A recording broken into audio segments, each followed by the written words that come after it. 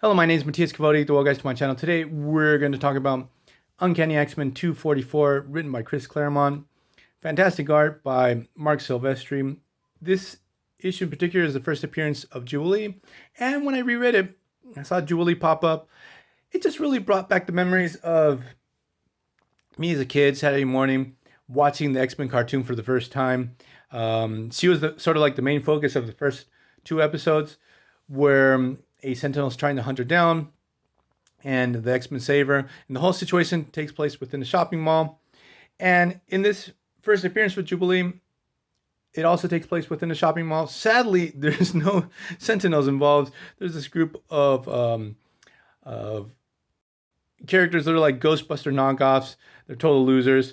But I'm sort of getting ahead of myself because the issue actually starts off. We got all the female members of the X-Men: Dazzler, Psylocke, Rogue, and Storm. They want to have a girls' night off, blow off a little bit of steam. So they ask Gateway to teleport them to the nearest shopping mall because during this time the X-Men were in Australia, in the middle of the outback. So Gateway, who's a Aboriginal mutant, teleports them anytime they need to go anywhere. There's no Blackbird during this time of the X-Men. And one thing I have to say before I go on about the plot of the story itself, I love Marc Silvestri's work, especially the facial expressions. Like in this particular issue, there's a lot of focus on the facial expression of each one of the female members of the team. Especially love the look of Storm in this issue. She looks really awesome. And since this particular issue, it's a lot lighter, there's a lot of levity to it. Chris Claremont really focuses on the interaction between the female members of the team. They're not having to deal with supervillains or the end of the world or evil mutants, anything like that, at least in the first part. So it's sort of cool to see these type of interactions. It feels really fresh.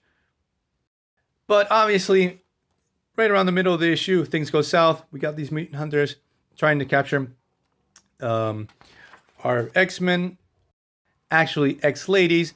And while this is going down, Jubilee's at the local mall.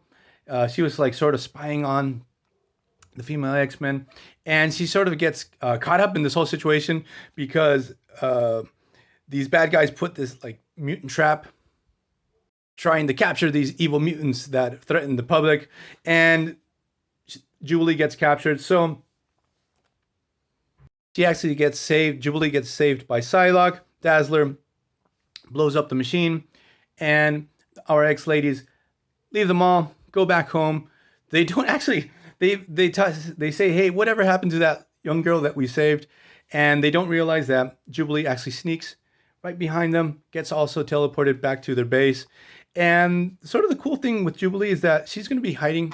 She's going to be in the X-Men base. No one's going to know she's there. She's going to be hiding out, sort of like this pack rat situation. She's going to be stealing food and stealing stuff from the X-Men. I don't know how she actually pulls this off because Psylocke is a telepath and Wolverine has very acute senses. But for the first couple of issues, she's going to be hiding out, spying on the X-Men, trying to see what's the deal with them. It's a cool way to get introduced to the character.